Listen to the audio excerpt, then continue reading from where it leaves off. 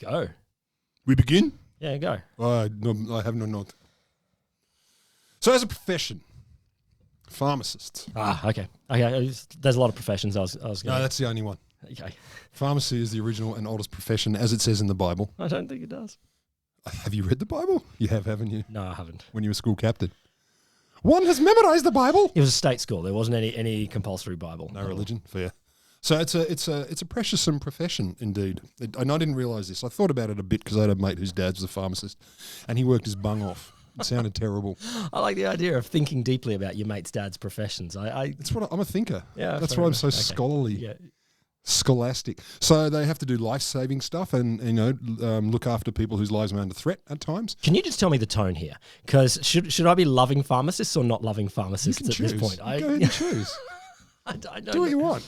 Okay. This is a free podcast. I like getting my medicines from the shop that is the pharmacy shop. Yeah. I do feel there are some other issues, but anyway. I'm going to, make you feel about it. Okay. So yeah, they often do life-saving stuff. They may deal with life-threatening stuff. They're often underpaid and overworked, not just in Australia, but everywhere. Okay. Like quite badly. I'm guessing this is the workers, not the owners of the pharmacies. No. I'm just going to go full marks here, and the workers exploited. The means of production, not controlled by the people what do it, and they don't get the dollars. Yep. Also, apparently, they often get bored shitless. A lot of people get bored in their jobs, but when you add really busy, if you fuck up, you could kill someone. You got to argue sometimes with doctors who obviously are better than you. You got to read difficult doctor handwriting. You do. You have to read difficult doctor handwriting. Also, it's easy to make mistakes, and sometimes they can have dire consequences. Yeah, okay. So I was reading a few. No, it's gonna be fine. No one dies in these examples. So one person was writing. It was basically sort of anonymous confessions from some pharmacy types. Okay. I always want to say chemist, but we may have non-Australian listeners. That's fine. We in Australia, dear listeners, call them chemists. Drugstorists. Druggists. One said, look, he gave a patient the wrong pill bottle, but the medication and strength and dose was all correct, and so they were most relieved that actually all they did was fuck up the label in this. Okay, so this is like Rod's prescription for Valium. It was actually the pill. You got Gary's prescription for Valium. No, I think it said the pill, but it was my Valium. The pill. Yeah, this is the pill as opposed to your pill. And the dosage was right, so I didn't take too many estrogen retardants for my Valium knockout. Another one, this is a great one, they said they miscalculated a pediatric dilution and gave the child 10 times the dose that they were supposed to of this particular drug. They didn't say what the drug was. That's probably not good. Could be an issue. Yeah, that didn't go well. But what they learned from that, they were a new graduate, and they said, I learnt the importance of an independent second or confirmatory calculation of all the compounds I fiddle with. That's like carpenters. Yeah, measure 11 times, cut 9. Exactly. Same with chemists. Yep. That's exactly what they learned. So, and they said, look, don't give in to peer pressure or ego. It might sound right. Yeah. Are there other pharmacists that are egging them on? Yeah. It's a kid. Give them more. Give them more. Just do it, wanker. Come Trust on. yourself. What are you, pussy? You have to measure twice. Yeah. Wuss. Yeah. Just a dash. Just dash. Yeah. That's I it. pour it. Don't measure. Just like doing cocktails. Measures for losers. But they're a new graduate, so they didn't know. My favourite, God, this is definitely my favourite. A pharmacist says they dispensed a prescription to a patient with the directions to use it as directed. Which is not uncommon, use as directed by your doctor, whatever. And okay, fair enough. The patient on a different label, you'll be directed elsewhere, not on the bottle. Yeah. Yeah. So use as directed. I mean, I've often had all the drugs I take, and there are myriad. Also, as directed by your physician. Mm-hmm. Not all of them. The patient returned not long later and said it tasted really bad. And the pharmacist said, from this I learnt to never dispense of a suppository that did not include the word rectally in the instructions. Cool. And explain how to unwrap it as well. See, I'm not thinking that tasted really bad is a thing that I would take something back to the pharmacist for. You'd expect it. It's medicine. It's medicine. It's meant to taste bad, and it's not like you would really taste something that is designed for your anus. Well, they didn't know. What is the taste? How. Yeah, what is the taste? Where does this go? It's meant to have bum taste. If you'd never heard of the idea of a suppository and you handed these drugs and look at them and go, shit, that's not going to be easy to swallow. I totally get. If you haven't heard of the idea of a suppository, then the first time you're asked to do this by your doctor... I want you to put this in your bum. Nah, I'm not falling for that again. This isn't high school anymore. I love it. It tasted really bad. I don't know. I haven't seen a suppository for a very long time, but they're not small as I recall. It's not like the size of a grain of sand. It's Or more just- like a that's too large hard caliber bullet. That's too hard to do. Like a grain of sand, it's Is it too in or small. not? You know, it's like throwing a ping pong ball. Hard to throw them really far. You need a little bit of girth behind it to actually get Throw a past the ping pong barrier. ball? Yeah, exactly. You try, no, not up your ass. That would bounce right But off. you just try and throw a ping pong ball. You can throw a tennis ball further because it's got a bit of weight and momentum and girth. And that's what a suppository That's what needs. you need to get up the You do. to cross You the do. barrier. To cross the barrier, you need something that's got a bit of weight behind it. It's true. And as I said, they look like a large caliber round. Last time I saw a suppository, it's big and pointy and long. Definitely gets in. So this is some of the problems pharmacists have. But at the moment, there's even more pressure on pharmacists because of the whole COVID situation. Yeah. So they're probably at the front line for being asked questions about masks, sanitizers, symptoms, etc. And now that we have current or imminent rollouts of vaccines, the pressure is often on them to get it right. But what if it goes beyond mistakes? So what if it gets to the point where the pharmacist has a deliberate intention to mess with their role? For example, if they're an anti-vaxxer. Oh.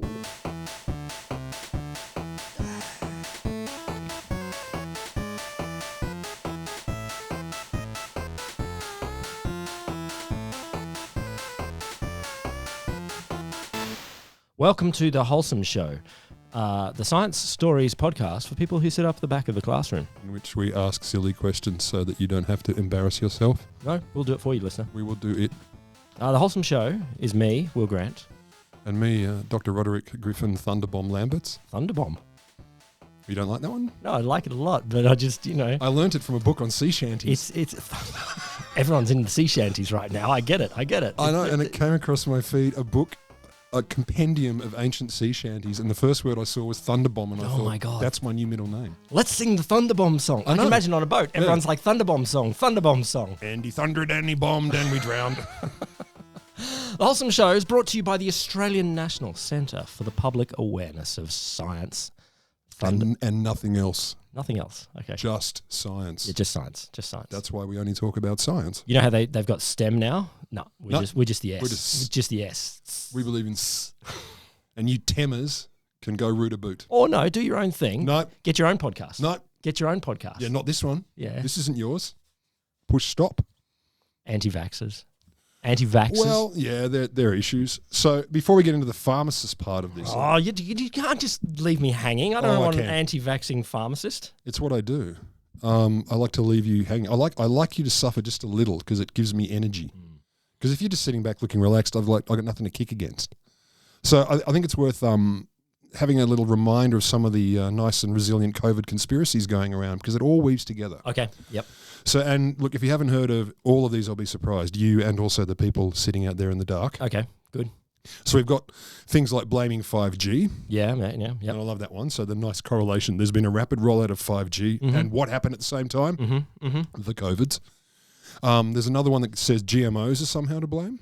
They would have happened a while ago. I think You'd think so. GMO's been around. But no, apparently that's one. And indeed, earlier last year, an Italian attorney called Francesco Bilotta, he penned what was described as a bizarre article for Il Manifesto, and he falsely claimed GM crops cause genetic pollution. Il Manifesto. Yeah. I don't know what that translates to. It means the ear hug. Okay, good. It means the loving, open-minded stories Okay, journal. Yeah. What was his manifesto? He's basically saying GM crops cause genetic pollution that allow viruses to proliferate due to the resulting environmental imbalance. Ironically, of course, we know that COVID seems to have come from an ancient and traditional path of selling live animals in markets. Yeah, maybe. No, everyone knows that. Maybe. It's not a conspiracy. But it's interesting how many of these others can be either co-opted by anti-vaxxers or indeed easily weave into the anti-vax They story. join together. Yeah, it's weird. Beautifully. It's weird. Beautifully. Yeah. And I'm not saying one is the other. I'm not saying all anti-vaxxers are COVID freaks, but they certainly blend together nicely. So, of course, you got your classic, Alex Jones of InfoWars says COVID just doesn't exist. Yeah, okay. Yep. It's Complete a denial. plot. Yep. And it's a plot by the globalist elite to take away our freedoms. And, of course, vaccinations are part of that control mechanism, trying to take away our freedoms and control us, especially when you bring in Bill Gates. And we all know Bill Gates. What does he do? Oh, well, he's apparently totally evil. A New York Times article said anti-vaxxers, members of QAnon and right-wing pundits have seized on a video that he put out in 2015, a TED Talk. This is the one where he said, if we make a global pandemic and then we can inject people with some microchips. Yes, and I will make the monies and control the universe. universe. I'm predicting probably 2020 and the global pandemic will start in Wuhan. It's exactly what he said. Yeah, cool. So I don't see how they. It's weird that you put out a TED Talk first, though. Like if you were going to kill Kennedy, or if you were going to fake a moon landing, if you're going to do one of those, that you would go and put out a TED Talk. Just warning you. Hi and welcome to my TED Talk. Trump did it. Sit back for a second. Imagine 5 years from now what I'm going to do. Yeah, and by imagine I mean I'm telling you what I'm going to do. Trump did it with the election though. He entirely telegraphed it. He didn't do a TED Talk though. No. Oh, you mean I'm going to deny this? Here's what I'm going to do, and everyone went as if, he did it. Oh. So Gates apparently he put out a video. He's discussing the Ebola outbreak, and he warned that a new pandemic was coming, etc., etc. And of course, conspiracy types took that to mean you don't have to be a conspiracy type, given that pandemics have pretty much always existed. Yeah. And I don't think anyone in the modern medicines has ever claimed that we have defeated all of disease. So the idea that there will be another pandemic, I'm going to go out on a limb here, and I'm going to say there will be another global pandemic. Dude. What are you going to do? Maybe even 2 or 3. You're going to cause one. I'm not saying that. You're not saying that? I'm not saying that. No. But you're going to cause a pandemic. Well, we're all the cause, aren't we? Whoa. Yeah. Whoa. We're all one and none. Also, of course, yes, a big part of this is Bill Gates' dastardly plot to vaccinate the world's population and sterilize everyone and or track them and or, I don't know what, read their genes. I'm not sure. Genes. Yeah, you can read your genes. I like that it's either sterilize or track or read the genes. Like why would you do? You can do all, yeah. Okay. It seems inefficient. Whack them all together. Microchips and sterilization and gene readers and Christ knows what else talks to your brain when you're asleep. Of course, there's the whole COVID was created as a biological weapon, either deliberately or by accident. Yep. And a pew pew pew poll suggests that at least around 3 in 10 Americans believe it was made in a lab. More think it was made deliberately than by accident, et cetera, et cetera. So, of course, a vaccine could be seen as phase 2 of the rollout of the bioweapon. Yeah, of course. And there's the simplest one, which is it's a plot by Big Pharma, get people sick, flog them the vaccine. Go to pharmacies. Yeah, I know. So that happens a lot. I was reading a neat little article by a historian of medicine from Oxford, as one does, called Paula Larson, and she was saying, look, we see the same anti-vaxxer arguments now as we saw a million years ago. Well, there aren't any new ones. I don't want to do it because of reason. Because screw you. Just find the reason. There's a reason. I doubt they had 5G back in the anti-vaxxer arguments in 1860 or something like that. Oh, you don't know that. I mean, it might have been. The telegraph. It's the telegraph. Yeah, time travel comes into this, obviously. So she gave a nice little story about a dude from Canada 135 years ago. A guy called Alexander M. Ross, doctor, abolitionist, author, naturalist, and committed, vocal, lifelong anti-vaxxer. Oh, okay. Oh, well, at least he was an abolitionist, though. And really serious about it. And he managed to weave the two together. You weave the two? How are you going to weave the two together? Conceptually. Okay. Control and power. So so he's saying vaccines make slaves? Turns you into slaves. No, he doesn't say that. Okay. Well, not the bits I read. But so he as it was put in one of his biographies, was drawn to Montreal by an outbreak of smallpox in the early 1880s. Okay. And he joined a campaign against compulsory vaccination. So first up, and here's where all the tropes come in. Here all the arguments come in. First, he didn't believe it prevented smallpox at all, which we've heard. It just doesn't work.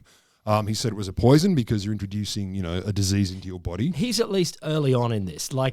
Vaccines havenn't existed before this point. So before smallpox, not really. Oh no, it was cowpox and then smallpox. Like that. No, but people kind of we did an episode like on variolation and stuff like So there was a bit of an idea, but the idea of actually developing vaccines that was not strong. Not in the same way.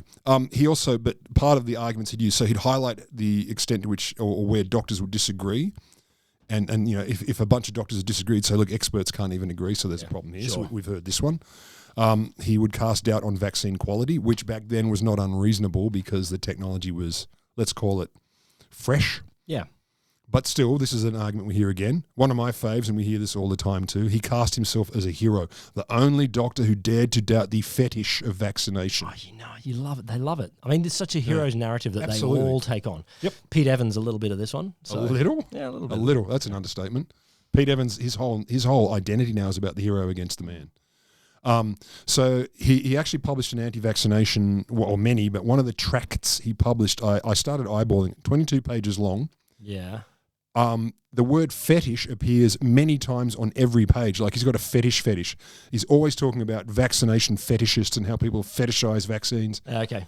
It's hilarious. I was going to read quotes, but it just I kind of got confused and I got anti-fetish. I'm weirded out by the use of fetish back then that much. Fetish was the word. I mean, if you did a word cloud, it would be, and, but, therefore. Fetish. And, fetish. Yeah. And fetish. Fetish would be the biggest sort of non. Is he a little bit projecting here? Is he kinky? Is he a bit fetishist on the anti-vax thing? Like, is he? How much is he doing this? A lot. Okay. Yeah, he was quite devoted. He was pivotal in forming the Canadian Anti-Vaccination League, also known, as you would already know, as the Canadian Anti-Compulsory Vaccination League. Okay. You know the one. Yeah. And they did that in 1885, which was a year when Montreal had its worst epidemic of smallpox ever. More than 3,000 people died, most of them kids. So the timing was excellent. And timing is an issue in this when we get back to pharmacists, and we will. He and his mob saw compulsory vaccination as an abuse of human rights, a physical crime that tramples down parental authority in relation to children. So the classic one about it's about our freedoms, which again we know very well. And they actually challenged his mob. The league challenged compulsory vaccinations in court successfully. Got them knocked down. Look, I can understand their compulsory can be problematic, and I'll bet at that time, and I bet at that time they didn't have a great understanding of immunocompromised people. No. So there are reasons, but I suppose this is the thing, particularly for him. Not everything was dreadful. Or looking back, you can see that some of the arguments you're like, well, yeah, sure, sure. He used very emotional language, which was super uncool amongst professionals at the time, and they didn't quite know how to counter it. Which again we see, using the language fetish. Well, exactly. So he was hyper emotional, really hardcore about delivering messages and freaking people out, and or calling on their love for their children, whatever it was. All the things we've seen. But this was new then, or this was unusual, and it was very not how a professional behaves. Remember, he's a physician. Yeah. He's an abolitionist. He's a member of a league. Blah blah blah. Very very good man and all that. He also did so much that was good and right. So as we say, he was not a terrible doctor. He emphasised prevention instead of cure. So he was crusading for efficient municipal sanitation systems. Again, not a bad water thing. supply. Exactly. Public education concerning personal domestic cleanliness, healthy diets, clean your. Did he have personal domestic? Public education campaigns. He crusaded for this. What were some of the campaigns he wanted? Clean your bum. Clean your bum. Clean your bum, you dirty bum people. That's stinky Montrealans. I do like the idea of 1860s public service announcements, and they're focusing on it. Make sure after poo-poo, wipe. Wipe. You drag your box out. Boop, you plonk it down, and then you Look, go. I'm not saying that people hear me. Clean your bum. I think the world may have solved that problem. Bum cleaning. Well, we know that, bum cleaning, and then we know that there are many different technologies, and what is it, 40% of the world uses toilet paper? There are many other methods, but I think I'd like the three seashells I would like from to see, Demolition obviously Man. the three seashells, or obviously a bidet, or... I remember the first time I used one because it was only recently, and it was very... Confronting? I was surprised. Yeah, I was surprised too, my first one. I think I was a 16-year-old at the time. And innocent times. I felt very innocent. Come here and hose your butthole. So there are other methods, and I'm being very very Western centric here. I don't know many of those other, but here's my message to Scott Morrison. This is how you win the election. Clean it's your time bum, time to have a public service campaign on bum cleaning. I don't know. I just want that. Clean your bum. Scotty from the Shire says. So, but the thing with this guy was he had a lot of cred. He stuck behind a lot of, very positive, socially progressive, excellent movements. So his anti-vaxxer arguments probably had more weight than they would otherwise have had. Oh, and he's practiced at being a campaigner. Like he's not a... Very much so. Yeah. He's a guy who knows how to do this. So if we move forward to modern times... Yes. We see, as we've been bringing up, many of the arguments are similar. And of late, as in 2020, scientists right now are getting more concerned because of COVID and anti-vaccine connections specifically. Yes. Okay, tell us more. So, scientists, they're working to create, this is from a piece in Nature mid last year. So they say scientists were working to create a vaccine, so it was just before this happened. But there's a small but fervent anti-vaccination movement marshalling against it. They were concerned in this editorial. So as they put it, campaigners are seeding outlandish narratives. They falsely say that corona vaccines will be used to implant microchips, the classic. Yeah. Falsely claim a woman who took part in a UK vaccine trial died. They bring up this now deleted YouTube video which promoted a wild conspiracy about the pandemic, and it asserted without any evidence that vaccines would kill millions, and that got more than 8 million views before it was brought down. I remember hearing and seeing this, but it was so many months ago in the COVID thing that I remember it. Yeah. So they were saying this is of concern, but a lot of the researchers who are studying vaccine opposition, their biggest concern is really that the messages, of course, will undermine attempts at herd immunity, and they're saying for a lot of these people, all these anti-vax groups, it's all about COVID now. Everything's about COVID. So they've shifted all of their other anti-vaccine all onto COVID. This is the big one. So COVID is an opportunity. Of course it is. COVID is a huge opportunity. Of course it is, because for if you look at the standard vaccination campaigns, the ones that they do for kids in school, that's something that they don't like. But not everyone's getting it at the same time, and and it's had 20, 30, 50, 100 years worth of precedent, brand new, 1,000 years, and everyone's getting it. That triggers anti-vaxxers so much. Every damn country, but also you got to be. There is at least some of them who are going, "This is excellent." Because everyone gives a shit now. Everyone's involved. Yeah, okay. Like Finally, we've gone mainstream. Yep, young, old, no doubt. whether you have kids or not. This is the same thing with QAnon. Like QAnon 2017 was a super fringe conspiracy theory. You know, the whole, the Democrats are Satanist pedophiles, blah, blah, blah. Who sell pizza. Might have been a bit weird at that time. Yeah. Come 2020, and they've gone mainstream. Yeah. You know, they have millions of followers. So it's freaking nuts. And it is of concern. So what's this got to do with pharmacists? So, December 31 last year, 2020. Barely, though. Like, it's only just 2020. Still last year. I mean, so of the days of the year that are not 2020, that are not this year, it's very close to not being 2020. It's very close to being this year. It's as close as you can get to not being 2020. Anyway, last year, like 1st of July, slap bang in the middle. Yeah. That's the most 2020 that you can get in the middle. Like the edges, not a lot. They're losing their 2020-ness. So on the cusp of 2021. There you go. That sounds a bit. I think years should be more like fuzzy things, not hard. I don't like hard boundaries. No, you don't. That's because you're a flexible dude. I've seen you bend. You can bend. 2020-ish. So at the very last day of 2020, not that matters anymore because we've fixed that. Wisconsin. What? Oh, Wisconsin. Yeah. Wisconsin. Yeah, okay. You're just being a bit crazy with the words there. It's been a long week. Okay. I've had to be at work all week, and I spent a whole day in the office the other day. You know, you were there. I know, it's tough. It's confusing. It's Friday afternoon now, people, for those of you who aren't listening to this live, which is no one.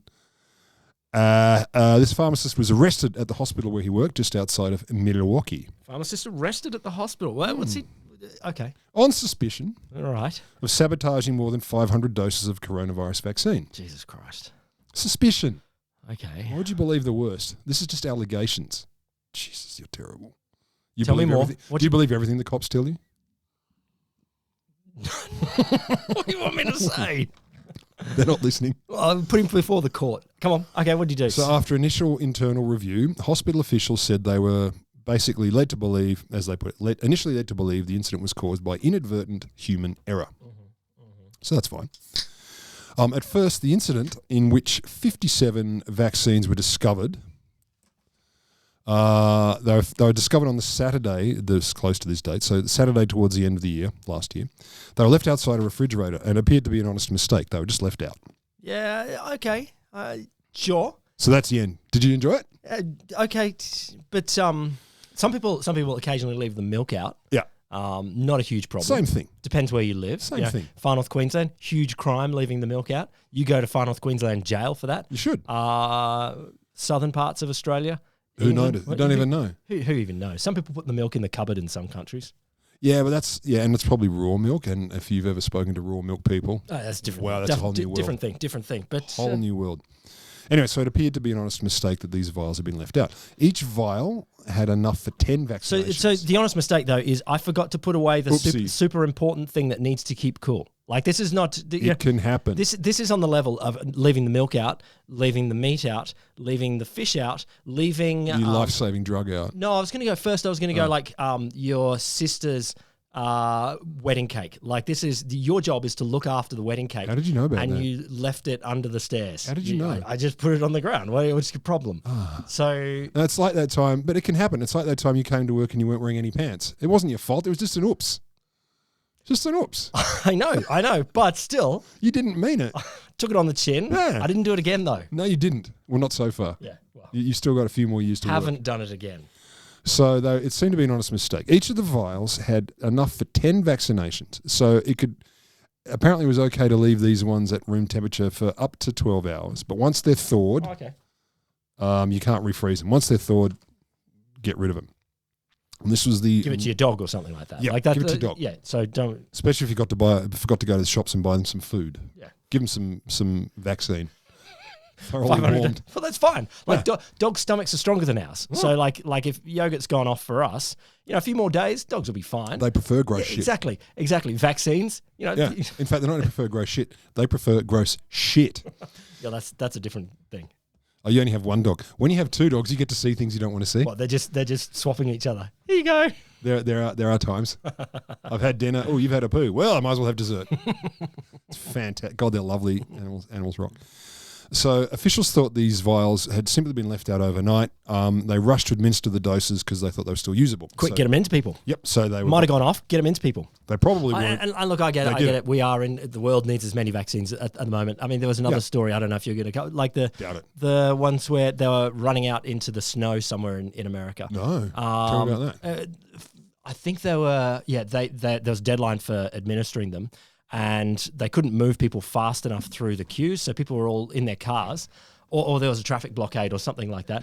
And so the doctors and nurses were injecting people sitting in their cars, coming one by one down the street. And you can imagine this could be another thing that the anti-vaxxers would be like, okay, what's going on here? This is not, safe practices or anything like that. You're just injecting people out on the street. Look, I can see it wouldn't make people happy.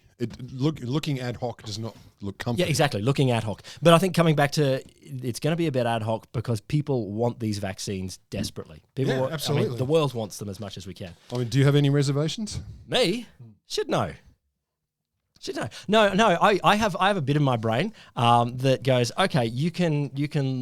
There's a due diligence. You can question stuff. Yeah. And then there's a point where and I'll go, okay, so I'm gonna guess that there is 95, 98, 99, 99.99% safety, blah, blah. And I recognize all that. But then I just go, yeah, whatever. I'm just gonna go with the people I trust by a long way and go, I'm getting it. It's like, when you're on a high ropes course.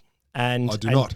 Oh, yeah, actually I do. But you go. By high ropes, you mean dangling around on cliff edges and stuff. Cliff edges, that kind of stuff. Yeah. And you go, all right, this is scary, but the engineers have made this, and it would suck for them an awful lot if I fell. So I'm just going to trust the ropes. I just switch off that bit of my brain. I just trust the ropes, and everyone does it. But there is that switch. And for me, I agree with any that. vague doubt there is that I get that vaccines and immunology is still a complicated. I mean, these are brand new vaccines. Sure. So it's still complicated and still tricky. But I'll just switch off and go, okay, I'll bear that risk. Look, not only do I agree with you, if you're running with that high ropes comparison, I have.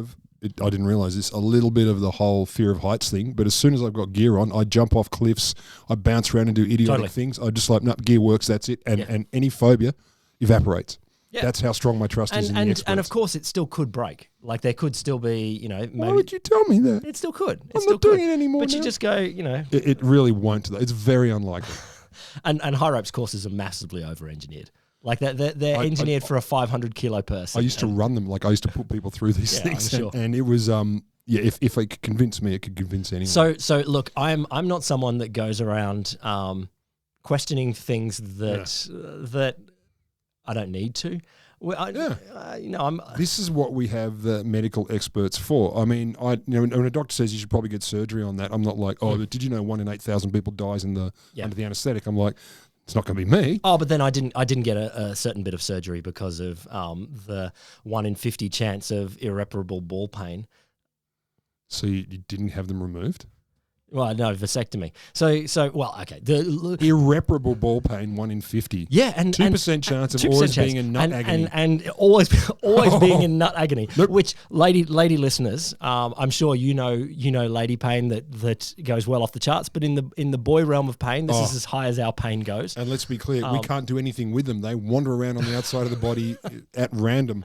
And so I heard that. And look, in my defense, to complexify the issue, yes, there may have been a moment there where I was still thinking, but what if I want another kid? So it wasn't all that, but it became a nice excuse to just say, that's called I don't want the wank into a jar. Yeah, what? Okay. But anyway, that won't solve that. But anyway, I didn't want the irreparable ball pain as well. And yeah, I do know someone that had that. But anyway, you should trust your doctors.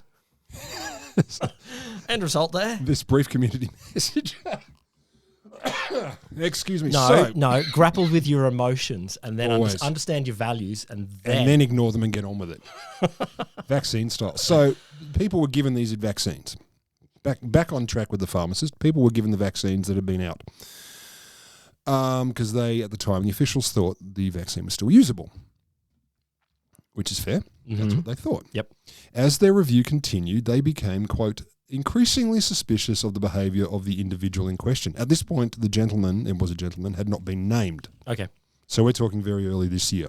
So this is vaccines were left out. Yep. People thought it was a mistake, and they thought, let's get them into people quick as we can. Whack them in there. Yeah. And we're talking some 500-600 doses. And screw it, let's just do like 50 doses in one person just to get them used. Yeah, make sure. Yeah. I mean, if a little bit of vaccine works, a shitload would work even better. You may even... If I know one thing, more is more. Better, particularly I was just going to go more is more. No, better.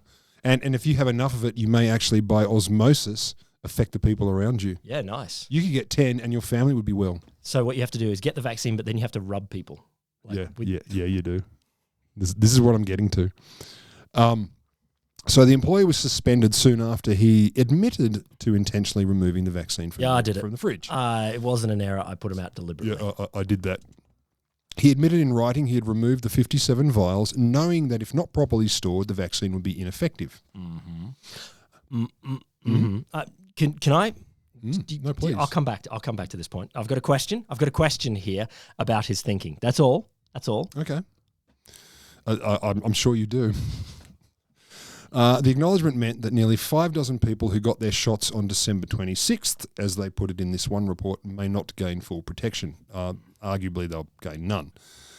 Charges against the fellow who had still not been named were of first-degree recklessly endangering safety, adulterating a prescription drug, and criminal damage to property. These are the initial charges. It's an interesting thing thinking about what is the actual charge because, depriving people of some form of safety, which is truly what he's doing. It's a kinda. Yeah. Kinda. It's not like he had people on a cliff line and he disconnected the belay line. He hasn't cut a rope. Nope. No.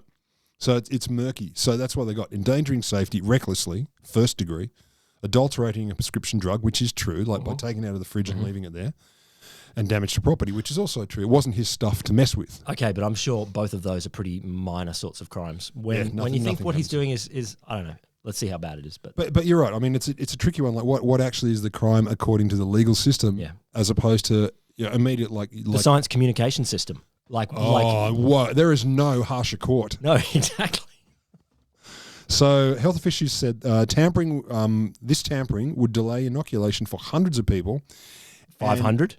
Well, obviously 500. Yeah, something like. It was 500 doses. 10 doses, 57 vials, so close to 507. Yeah, I know, but they said hundreds. They could have just said the 570 doses. Both are true. Yeah, there you go. Both are true. What if some worked? Yeah, I know, but hundreds is boring. Some may have worked. Yeah, but they're still going to give them more.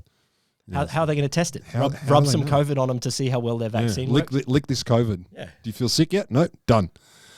This was in a state where this happened in a state where 3,810 new cases were reported the day after his confession. 42 people died that same day as well. Jeez. So it's not cause of him, but no. It's a state where there is the context. The pandemic is running wild. It exists very much. Yeah. Okay. So, but at least as far as they're concerned, there's no evidence that the vaccinations would actually harm anyone. They would just be less effective or ineffective. Yeah. So it's not like off vaccines make you chunder or die. Mm-hmm. And who wants to chunder or die? I'm not a fan of either. In that order.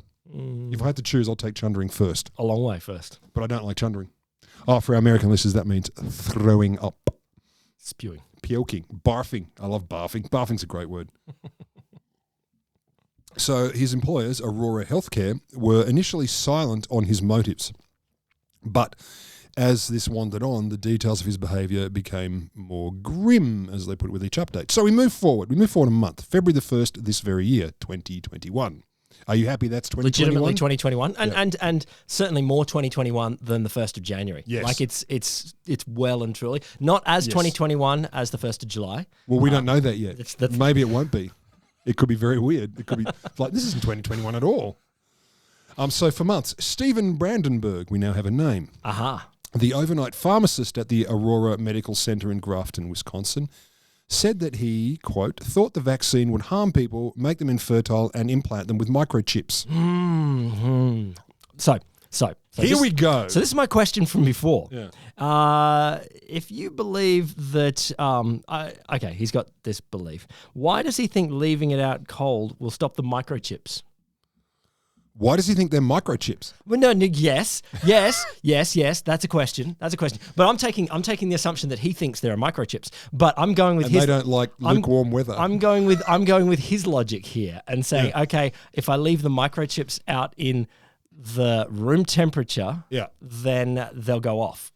Yeah, and infertility drugs, obviously, if they get to So I get why degrees. immunologists and vaccine makers have said, hey, guys, we need to keep this cold. Because there's actual science behind that. Yes. But why do the microchips go off in the sun? You know, that did not come up. I just want to know. Great question. This is what I want to know from this guy. It's true, though, isn't it? It's like, why did you think that would make a difference? Well, because they say it needs to be cold, and if they say it needs to be cold, I say it shouldn't be. So, but why does he trust them on that fact? Yeah, it's a very good question. Like on that one bit of the vaccine story, why is that one okay? Well, it's obvious because... I rest my case, Your Honour. No, it's obvious why. Internally inconsistent. No, it's not. It's obvious why. Why? They know that the things that they really mean it to do need it to be kept cold. Ah, okay. All right, fair enough. All right. So they tell you it's to get rid of the COVID, which doesn't exist anyway. Fuck that. Yeah, okay. But they know that's what will happen. So he's like, well, if that's the really important thing to them... I just want logical consistency in my But there is. His logical consistency is if that's what they really want, it must be bad, I'll do the reverse. Like it says, don't set it on fire, mix it with Tabasco sauce, rub it whatever. on your face. He does, so he'll do all that. Okay. He didn't. Why not? But he could have. He got caught. It's a more obvious crime putting Tabasco sauce in all of the vaccines. Oh, God, injecting Tabasco, that can't be good. What did I hear? There was a great story about someone injecting some chilies the other day or so. Oh no, injecting magic mushrooms. Well, that's a drug. And I think this was I didn't click the link because this was one of the dodgy bits of the internet. And just the one. Yeah, and man who injects magic mushrooms finds fungus growing in his vein. Anyway, that's not where fungus belongs. Obviously, it belongs on the outer parts of the body. It belongs in your soup. Other than that, nowhere. And in the cheese, in the folds of skin. No. We don't have to go into that. That's another episode. I'm preparing it already. So in the court documents, it included interviews with Brandenburg, our gentleman, and a technician from the same pharmacy called Sarah Sticker. She told authorities she discovered the unrefrigerated doses of the Moderna vaccine about 3 a.m. on December 26th last year, 2020. She also said Brandenburg would carry... Still mostly 2020, but it's losing its 2020. Yeah, it's starting to wear off a bit. It's getting thinner. It's fading. A bit see-through. She also said Brandenburg would carry a .45 caliber handgun to work. Okay, cool. It's America. I know it's America. And I know pharmacists are probably robbed for... He works in a hospital. He's a hospital pharmacist. I know, but not a storefront. But you can't put the sign up, no drugs or cash kept on this premises. Maybe the cash might be cash, true. Sure, but the drugs... The drugs are kept on the premises. This hospital has no drugs. We don't believe you. Shit, it was a sign. Damn it. I get it, but still... that should be, if your employers believe that's the sort of thing, you get a legitimate security guard. Yes. Not the pharmacist. No, well, he carried the gun because it was in case the military came to take him away. I wish he had shot the vaccines. That would be funny. Throw him up in the air. Yeah, that's just Clint cool. Eastwood That's style. just cool. That is just cool. So he had a gun in case the military came to take him away because as they do. And at one point on New Year's Eve last year, the police went to his house and seized a bunch of firearms that maybe he shouldn't have had. When he was first, how do you tell in America? Like, how do you That's tell? a good question. How do you tell? Like, I get let's go with Myanmar, where there's probably no fireworks. China, let's go China, where citizenry, there's no scenario where citizens. I have a gun. Harvest his organs. Yeah, you don't have guns. And Australia, we're a long way down on the idea of having guns, but there are some people, farmers and stuff like that. Yeah. But how do you tell in America which guns you're allowed and which ones you're not allowed? Well, they look them up.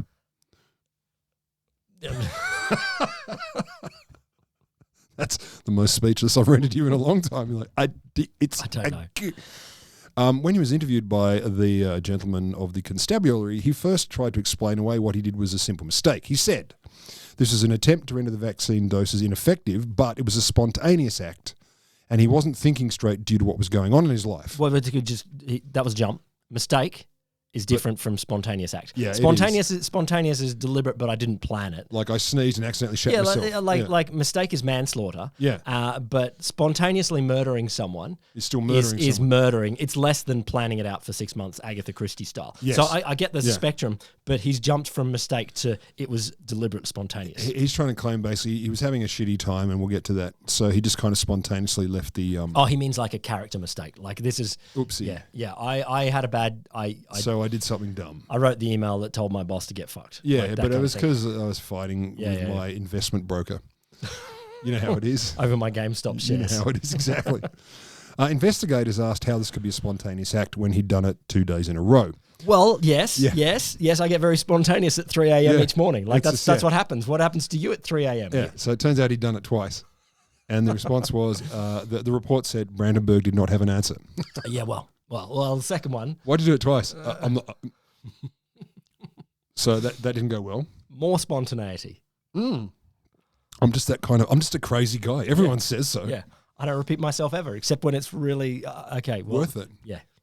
In a subsequent interview and an email that was included with the warrant application, he confessed that he did in fact spoil the vaccines because he thought they would alter the recipient's DNA. So it's different from the microchip story. It is. And the infertility. Yeah. So alter the recipient's DNA. And we know... He does know how these things work? I don't think he does. Okay, all right, fair enough. I mean, he's a qualified pharmacist, but I don't know what they learn other than how to mix shit.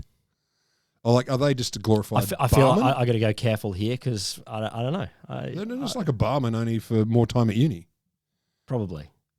Pharmacists, you're great people. I know that your guild is very, very powerful. Oh, God, they're angry too. And I don't want, your guild will come and get. Cause they have enforcers who have fangs and claws. You do not fuck with the pharmacist guild. Well, it's the only real guild that still exists. I think you're right. And is still powerful. Are they powerful? Oh, they're powerful. I'm sorry. Yeah, no, they're powerful. I read an article once that said they're the most powerful guild in Australia. Did they write the article? Signed pharmacists. Pharmacy guild. How powerful are you? Oh, God, we're strong. After a search of his phone, Brandenburg's phone, computer, and hard drive by the FBI, it also turns out Brandenburg believes the Earth is flat. Mm-hmm. And the sky is actually a shield put up by the government to prevent people from seeing God. Well, it is. He doesn't believe in the sky. You got to go a long way to go. I mean, the sky. What does that even mean? Oh my God! Literally, the government put up a shield, which is the sky, to stop people from seeing and or interacting with. I want to know what is God. What is the period when the government put up the shield? Oh, it was before. Earlier. Was it Roosevelt? Yeah, which government? Before there was a real sky, we could see God all the time. All the time. And then in World War II, they put up a shield. But only over America. Everyone else. We didn't talk about it. You could see God. You could see God's underpants. Like we're looking up into God. It's I can see God's testicle. Well, God's standing the same direction we are. Straddling the world and so, magnificently. So we're looking straight into God. But then after World War II, they put up a shield. So it's a bit rude. It's in fairness to God, like I think God would probably want that shield. Like that's something that he forgot. If he's straddling the world and God's beanbag, or I don't know what gender God is. So God's this special. Is America, and he's a Christian. God's a man. All right, yeah, but probably over other parts of the world, she is a woman. or it is whatever. She has many different types of God is a they. Types of junk. Anyway, I imagine God forgot. Like I've made the world, but cloaca. But you can multifunctional unit from here. Yeah, it's true. Like, when did it go up? The Dark Ages? Earlier? Well, clearly in the first 7 days, like Adam was looking into God, and God would bend over every occasionally and say, and Adam did spake, I can see your bunghole. Exactly. But yeah, it must be, because after Jesus, that's when it happened. Jesus was the last one to talk to God. Yeah. He crawled up God's kneecap into the cloaca. Yep. Or above onto God's shoulder or something like that. But elbow. Yeah. So I mean, this is a great question though. When? Look, that really is possibly the best and most simplest question to ask. When? When exactly did the shield go up, mate? And why weren't people back then talking about it? Like, because I would talk about it. Part of the if I was a kid and where'd God go? So you first time you go outside as a kid and it's like, look at that testicle. I can see a giant testicle, and then the next day you go out and go, God's ball's gone. So why can we see stars? That's part of the fucking shield, man. Oh, stars are part of the shield. I thought it was God going around the other side. No, like God's only on daytime. No. Why is God always on daytime? It's up. God works in mysterious ways. Of course, the stars are part of the shield. You idiot. How do you not? Where did the Apollo plan go? I think you're part of the problem, not the solution. Where did the astronauts go? Well, we didn't even get to that. I mean, he hasn't. This is a long deposition, but we didn't get that. So yes, the sky is a shield put up by government, and aside from that, he also says what was the bit before that? The Earth is flat. He's a flat earther. Okay, flat earther. Which makes the shield easier. So your concerns about the day and the night don't matter because God can straddle the whole disc. Yeah. Although he didn't say it was a disc, it's just flat. I mean, duh. Okay. No, but God can stand over that. And God doesn't have to move. Like the moving sun that just God can do whatever the fuck he wants. I know, except cover his underpants. Well, we have established that. That is true. Our logic. But I guess if whatever the fuck you want, if you're the supreme lord of the universe, like yeah, why do you need underpants? You don't. You don't. You know. They are a sacrilegious invention of humanity down on this disc that we call the Earth. Except in some faiths. Oh no, I'm the balls out faith. That's how I roll. Okay. So a core of his defence was also... Listener, if you... this is about vaccines, I swear. I didn't know we had to put a trigger warning of quite sacrilegious, this one. So... Yeah, that'll be the first time we continue on, listener. Continue on. Unless you're the Pharmacy Guild, in which case I want to say once again, we apologise. So a core of his defence was also that he was in the midst of a, quote, very contentious divorce and he wasn't sleeping well. Okay. So we have all this other stuff as well as also I'm having a shitty divorce, Your Honour / Special Agent Smith. So instead of I don't know, bought flowers, I said sorry, I went and I don't know, he went and left some vaccines out. Yeah. Is that going to solve the divorce? I'm shitty with my wife, so fuck vaccinations. Yeah, of course. Yeah, duh. She was keen on vaccine. She's a monster. No wonder he had to leave her. Sticker, the woman who was a co-worker who dobbed him in who noted the external vaccines in the first place, she said to investigators that he tried to guilt trip her after he'd learned she'd turned him in. And he said, if I lose this job, I lose my kids. Well. This is what you might want to, think about your acts in the job. A little. But she was worried that he was becoming desperate and or unhinged, which I think is reasonable. He carries a gun. And also has for 2 years been talking about the problems with vaccines and Christ knows what else. According to the divorce records, Brandenburg's wife, Gretchen, told a judge her husband was storing bulk food and guns in multiple rental units. He feared the government was planning attacks on the electrical grid and the nation's computer networks. So she was so scared for her safety, she and her children left town. So that's not cool. It's really not. It's really not. I feel sorry for someone that... It's hard to say well, yeah. Oh, I feel sorry for him. I feel sorry for the people around him. But clearly he has a psychological disposition at that moment to go in that direction. But he's being dragged by forces that are bigger than him. So it's not his fault? No, I'm not saying that. I'm saying that... Are you going to hug him? I'm saying that there are multiple bad people here. And there are bad people on both sides. No, I'm saying bad people, bad people elsewhere as well.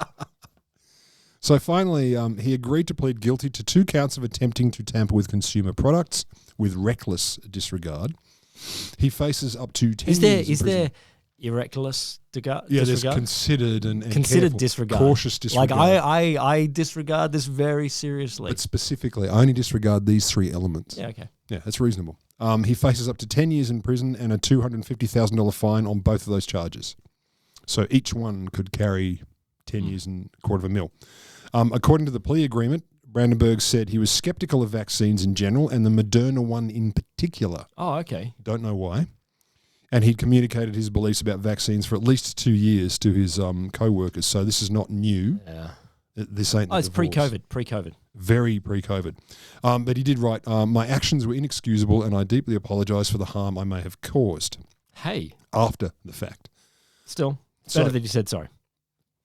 Sure. Oh, look. Did Mengele apologise and did it matter? You're equating 2 very different acts here. Like you just you know. Well, I'm just asking questions, man. Acts of omission, acts of commission. Whoa. So, possibly the biggest problem, though, is, as this FBI agent said, the guy who's in charge of the investigation, pharmacists rank among some of the most trusted professionals in the country. So this individual... Again, that survey was by the Pharmacy Guild, though. Yes, it was. Like they took the survey round with their pharmacy mortar and pestle. Yeah. I don't know which bit, the pestle. Must be the pestle. Pestle. And they're holding it over people's head. I don't want to be hit with either, because a real mortar and pestle, they're very heavy. Totally. Yeah, so don't trust those results too much. Yeah, they definitely did it themselves. But let's assume that it went broader. This special agent says the individual used his special access to tamper with vials of the much-needed vaccine. The FBI takes allegations of consumer product tampering very seriously. Like he was going so well, and then it turned into we don't like it when you fuck with our underpants. I do like that the FBI, they were originally established for kidnapping and wire fraud and the mob and the X-Files and consumer products tampering. Yep. This bottle of honey was already open when I bought it. I'm not happy. I'm calling the FBI. You live in Australia, sir. I'm still going to do it because they take it very seriously. But then they go on to say, look, they're very worried about bringing to justice people who intentionally put the public's health at risk. Yeah, fair enough. So Brandenburg is due back in court on February the 9th, which at the time of recording right now is next week. It's Monday, I believe. Oh, my God. So I don't know how it ends. You don't have an ending for me? This is fresh. You know what I got for you, though? What do you got for me? I got a congratulations. Thank you. This is your first COVID episode. I know, I finally caved. You finally caved and did a COVID episode. What the hell is wrong with you, man? Do you know why I did it? Because I saw that he didn't believe in the sky. I saw this thing that said he doesn't believe in the sky, and I thought there is no way I'm not going to find an episode around this, because that's awesome. But I also think it's interesting, though, to be fair. We can talk about, anti-vaxxers and blah, blah, and how you might counter their beliefs. And we can talk about how you might say, well, how do you make people get a vaccine? You punish them, you pay them, blah, blah, blah, blah, blah. Punch them? Punish. Oh. Like you don't get to play if you don't get a jab, all that sort of stuff. But if you do, here's $50 and, I don't know, a cheese basket. Yeah. But I mean, it never crossed my mind that people who were critical in the supply chain and right at the bleeding edge of it would willfully fuck with it. I never thought of that. And so this really made me think about that. Like, oh my God. Did you think? Oh, you thought that the workers of the scientific industry would be immune from these thoughts? I kind of figured people who are in the sciences would think a vaccine was okay. No. Yeah, it turns out they don't. No, see, look, I'll do a little preview for next week. Mm-hmm. Happens to all of us. No, all of us. Not me. All of us. Not ever. Yes, no, you. I'm only data-driven. I have no emotions. I survey everyone. When I go home and say, how was your day? And my wife says it was good, I'd say, no, that was an inappropriately written question. It's both invalid and also not reliable. But yeah, I mean, when you got a guy like that, wow. The upside is at least injecting these people with a shit vaccine or a broken one doesn't necessarily hurt them. Other than then they go out going, I'm immune. No, I'm not. Totally. Fuck. Yeah.